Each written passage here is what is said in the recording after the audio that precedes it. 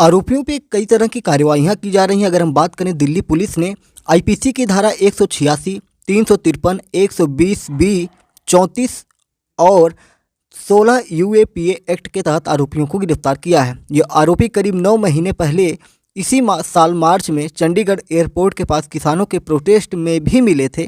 किसानों ने अपने मुद्दे को लेकर एयरपोर्ट का रोड ब्लॉक किया हुआ था। दिल्ली पुलिस स्पेशल सेल सूत्रों के मुताबिक पटियाला हाउस कोर्ट में आरोपियों को 2 बजे पेश किया जाएगा।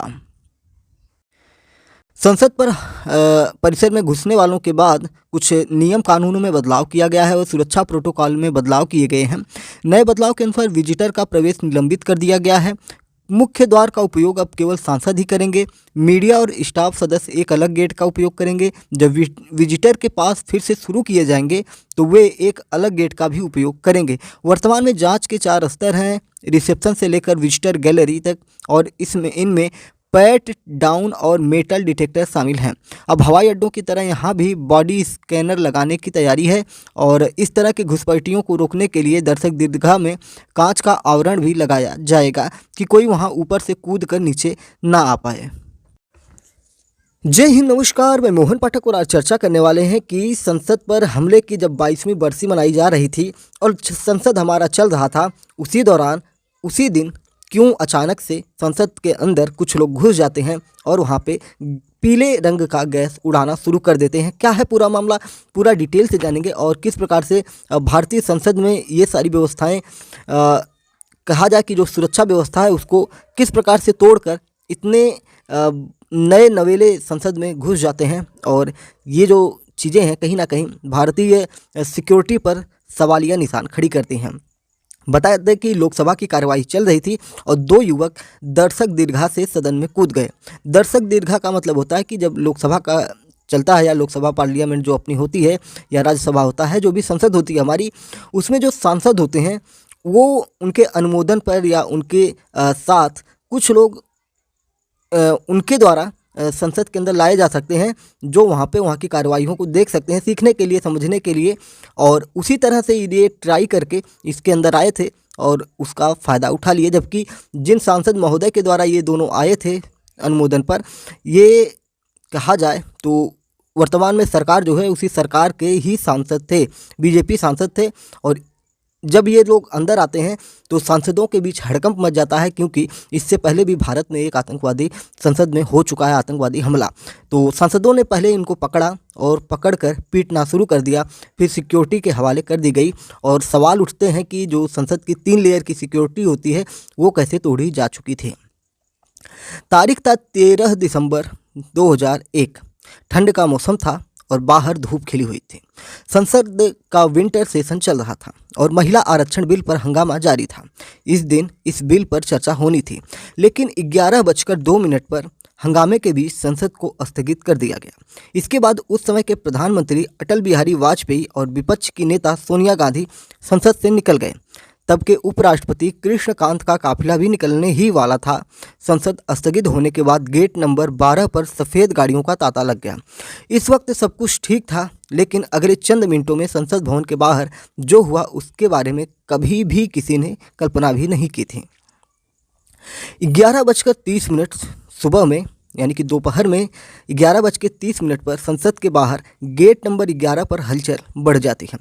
Security officer vice president Krishnakant Sharma का इंतजार कर रहे थे। इसी दौरान अचानक एक वाइट कलर की एम्बेसडर कार वाइस प्रेसिडेंट के काफिले की ओर स्पीड से आ रही थी।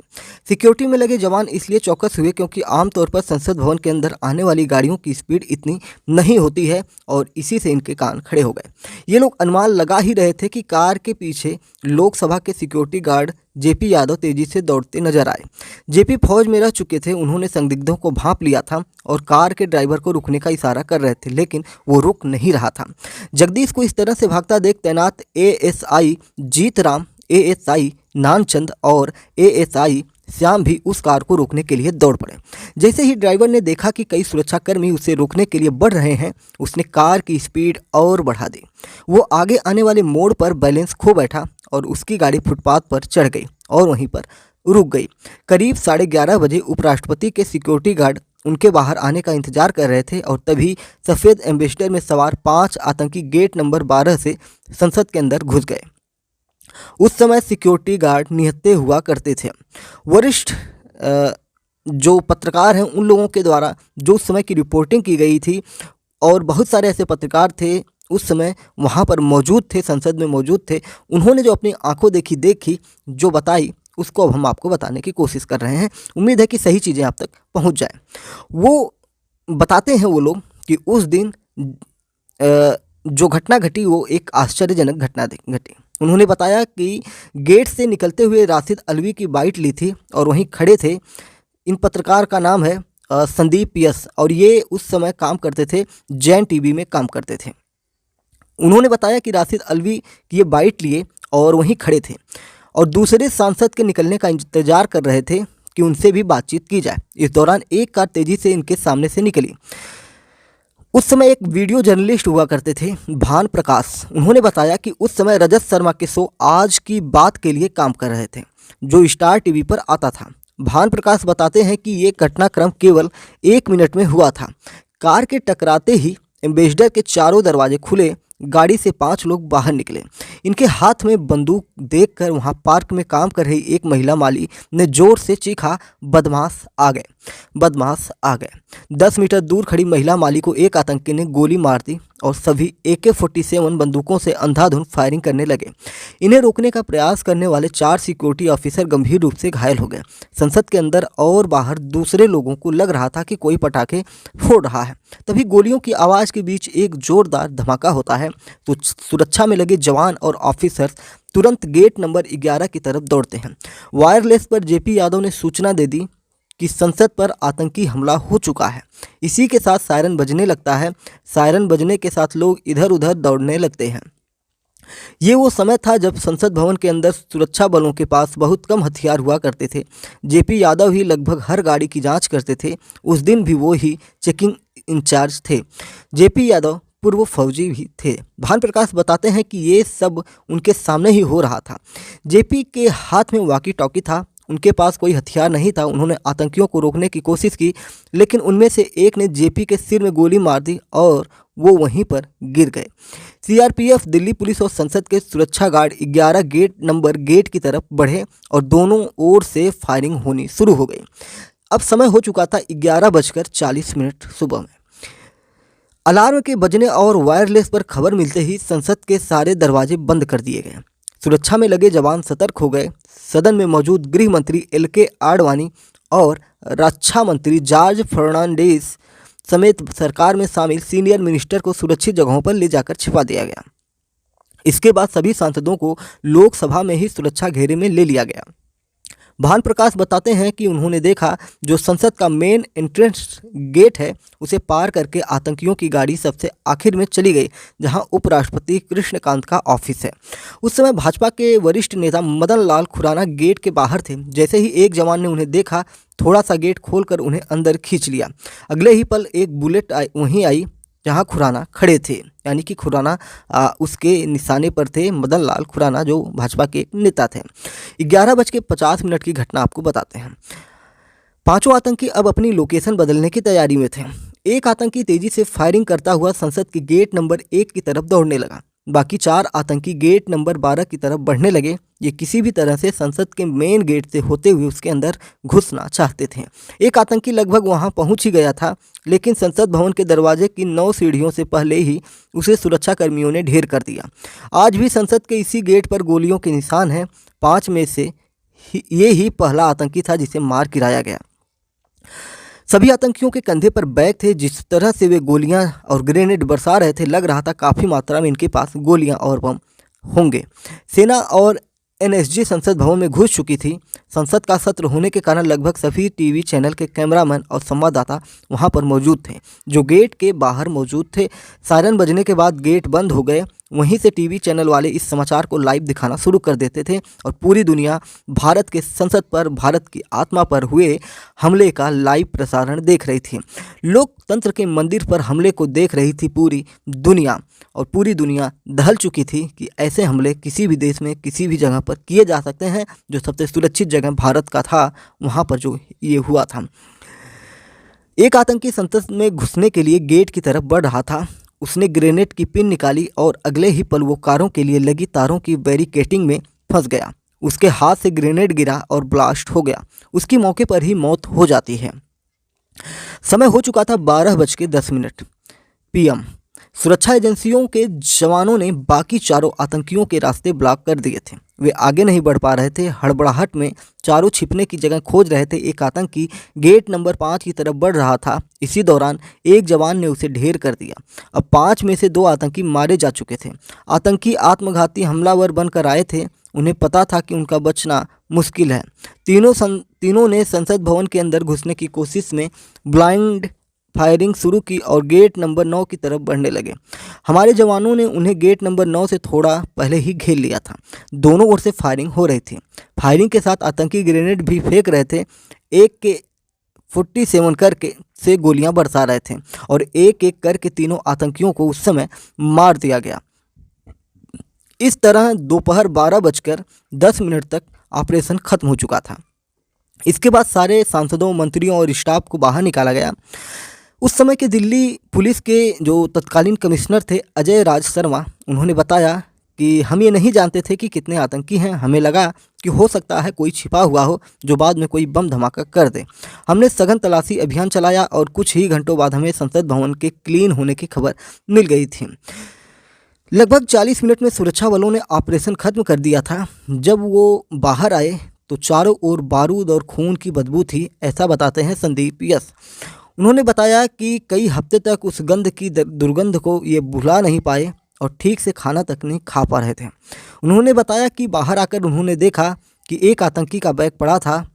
उन्होंने बताया कि उसे उन्होंने उठाया, यानी कि संदीप यस ने उस बैग को उठाया और खोला तो देखा कि उसमें AK-47 की कई मैगजीन और करीब 5 से 7 किलो ड्राई फ्रूट्स थे। फिर उन्होंने बैग को उठाकर सुरक्षा बल के जवान को दे दिया। इस हमले में 9 लोग शहीद हुए थे।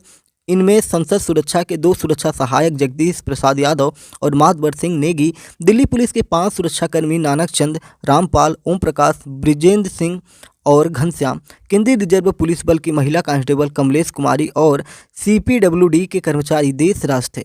हमले में 16 जवान घायल भी हुए थे।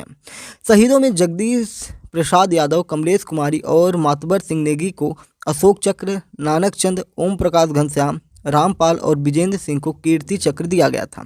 संतोष कुमार, YB झापा, श्यामवीर सिंह और सुखविंदर सिंह को शौर्य चक्र दिया गया था। आतंकी अफजल गुरु को भी फांसी मिली थी इसी मामले में, जिसको लेकर आपको याद होगा कि कांग्रेस के कुछ बड़े नेता वकील बनकर उसको छुड़ाने के लिए रात में जाकर पैरवी करते थे। रात में उसकी फांसी को रुकवाने के लिए सुप्रीम कोर्ट का दरवाज़ा खटखटाते थे। बात करते हैं संसद के हमले के 2 दिन बाद ही 15 दिसंबर 2001 को साजिश रचने वाले अफजल गुरु, SAR गिलानी, अफसान गुरु और शौकत हुसैन को गिरफ्तार कर लिया गया। सुप्रीम कोर्ट ने गिलानी और अफसान को बरी कर दिया, लेकिन अफजल गुरु की मौत की सज़ा को बरकरार रखा। शौकत हुसैन की मौत की सज़ा को भी घटा दिया और 10 साल की सज़ा का फैसला सुनाया। 9 फरवरी 2013 को अफजल गुरु को दिल्ली की तिहाड़ जेल में सुबह 8 बजे फांसी पर लटका कर वहीं दफना दिया गया। जबकि 9 फरवरी 2013 को अफजल गुरु को जब फांसी पर लटकाया गया तो आपको याद होगा कि 2014 में नरेंद्र मोदी की सरकार बनती है और 9 फरवरी 2013 को देश के प्रधानमंत्री के रूप में मनमोहन सिंह जी उस समय थे। 15 दिसंबर 2001 को दिल्ली पुलिस के STF ने अफजल गुरु को श्रीनगर से गिरफ्तार किया था। 13 दिसंबर को घटना हुई थी और 2 दिन बाद ही अफजल गुरु गिरफ्तार किया जा चुका था। इसके बाद अफजल के चचेरे भाई शौकत की पत्नी नवजोत संधू, जिसे अफसान गुरु के नाम से जाना जाता है, और दिल्ली विश्वविद्यालय के प्रोफेसर SAR गिलानी को गिरफ्तार किया गया। इन सब पर भारत के खिलाफ युद्ध करने, साजिश रचने, हत्या और हत्या के प्रयास का आरोप लगा। इसके बाद मामले में आतंकवाद निरोधक अधिनियम 2002 यानी कि पोटा लगाया गया, POTA लगाया गया। 6 माह बाद जुलाई 2002 में सभी चारों आरोपियों पर मुकदमा शुरू हुआ और लगभग 80 गवाहों से पूछताछ शुरू हुई। दिसंबर 2002 में स्पेशल कोर्ट ने अफजल, शौकत और प्रोफेसर गिलानी को मौत की सज़ा सुनाई। शौकत की बीवी अफसान को 5 साल की सज़ा हुई, लेकिन अक्टूबर 2003 में गिलानी और अफसान को हाई कोर्ट ने बरी कर दिया। मामला सुप्रीम कोर्ट में गया, लेकिन अफजल की मौत की सज़ा बरकरार रखी। सुप्रीम कोर्ट ने शौकत गुरु की सजाए मौत को 10 साल कैद में बदल दिया। 9 फरवरी 2013 को अफजल गुरु को फांसी पर लटका दिया जाता है। तो इस प्रकार से इन चीज़ों का अंत हो जाता है। अब आइए जानते हैं कि जो लोग संसद में कल घुसे थे, उनका मकसद क्या रहा। संसद में कुछ लोगों के घुसने का मामला निकल के आया था। पुलिस इस मामले की गहनता से जांच कर रही थी। पुलिस के द्वारा जो बातें बताई गई या उनके सूत्रों से जो बातें बताई गई, उन्होंने बताया कि संसद सुरक्षा उल्लंघन का मुख्य साजिशकर्ता ये लोग नहीं, कोई और था। पुलिस सूत्रों ने गुरुवार को कहा कि प्रारंभिक जांच के अनुसार ये जानकारी सामने आई है। आरोपियों ने पहले ही संसद के बाहर की रेकी कर ली थी और ये सारे के सारे एक social media page Bhagat Singh fan club से जुड़े थे। आपको याद है कि भगत सिंह ने अंग्रेज़ों की चलती पार्लियामेंट में एक ऐसे बम धमाके किए थे, जो बम धमाके ऐसे थे कि उससे किसी को नुकसान नहीं हो पाता था। और भगत सिंह और सुखदेव गुरु वगैरह इन्होंने ये बातें उस समय कही थी कि हम बाहरी अंग्रेज़ सरकार को अपनी बात सुनाने के लिए कर रहे थे। तो उन्हीं भगत सिंह का अनुसरण करते हुए इन्होंने ये गतिविधि की थी, ऐसा बताया जा रहा है। सभी लोग करीब 1.5 साल पहले मैसूर में मिले थे। सागर जुलाई में लखनऊ से आया, लेकिन संसद भवन में प्रवेश नहीं कर पाया। 10 दिसंबर को एक एक करके सभी लोग अपने अपने राज्यों से दिल्ली पहुंचे। वे इंडिया गेट के पास एकत्र हुए, जहां सभी को रंगीन पटाखे बांटे गए। दिल्ली पुलिस स्पेशल सेल ने यूपीए धारा UAPA के तहत जो सेक्शन होता है, मामला दर्ज किया है। गृह मंत्रालय ने इस पर क्या कहा। भारत के गृह मंत्रालय के लोकसभा सचिव के अनुरोध पर गृह मंत्रालय ने संसद सुरक्षा उल्लंघन की घटना की जांच का आदेश दिया। CRPF के महानिदेशक अनीस दयाल सिंह के तहत एक जांच समिति गठित की गई है, जिसमें अन्य सुरक्षा एजेंसियों और विशेषज्ञों के सदस्य शामिल हैं। संसद पर आतंकी हमले की 22वीं बरसी पर सुरक्षा में एक बड़ा उल्लंघन तब हुआ जब शून्यकाल के दौरान 2 घुसपैठिए विजिटर गैलरी से लोकसभा कक्ष में आ गए थे।